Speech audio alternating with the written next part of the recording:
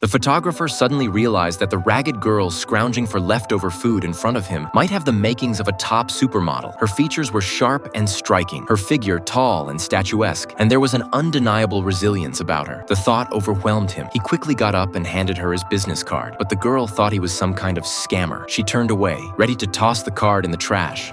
You might want to hold on to that, actually. Somehow, something made her hold on to it, and that ordinary-looking card would end up completely changing her destiny. After work, Waris nibbled on the scraps she had collected and vented to her best friend about the card. Jesus, where'd you get this from? Terry Donaldson. The Terry Donaldson. What do you mean? Oh, he's only famous.